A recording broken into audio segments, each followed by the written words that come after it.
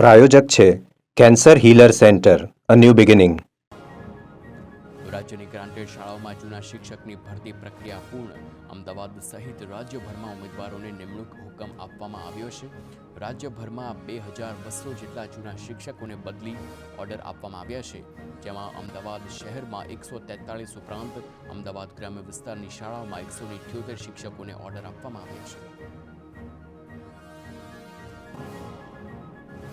શાળામાં વર્ષોથી કામ કરતા શિક્ષકોની જગ્યા નિવૃત્ત થવાના કારણે ખાલી થઈ જાય એ શાળામાં રાજ્યની અલગ અલગ શાળામાં કાર્યરત શિક્ષકોને બદલી કરીને આદેશ અપાયા છે. તો કેટલાક શિક્ષકો પોતાના વતનથી દૂર હાલ માધ્યમિક અને ઉચ્ચતર માધ્યમિક શાળામાં શિક્ષક તરીકે ફરજ બજાવી રહ્યા છે. ત્યારે શિક્ષકોને પોતાના વતન અથવા તો વતનની નજીક બદલીની તક શિક્ષક વિભાગે આપી છે.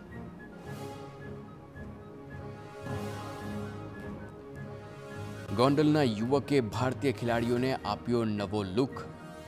વિરેન બખ્તરિયાએ ફાઇનલ પહેલા ટીમ ઇન્ડિયાના પ્લેયરના હેરકટ કર્યા છે. વિરાટ કોહલી, કુલદીપ યાદવ, વરુણ ચક્રવર્તીના હેરકટ કર્યા છે.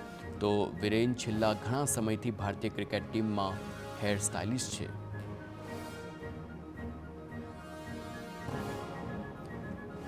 હવામાં ઐતિહાસિક ડાંગ દરબાર લોકમેળાનો પ્રારંભ. આજથી 12 માર્ચ 2025 સુધી ઐતિહાસિક ડાંગ દરબાર લોકમેળો યોજાશે. મેળામાં ડાંગ જિલ્લાની સમૃદ્ધ લોક સાંસ્કૃતિક પ્રતિબિંબિત રજૂ કરવામાં આવશે. રાજ્યપ્રધાન કુંવરજી હળપતિના હસ્તે મેળો લોકો માટે ખુલ્લો મૂકવામાં આવ્યો છે.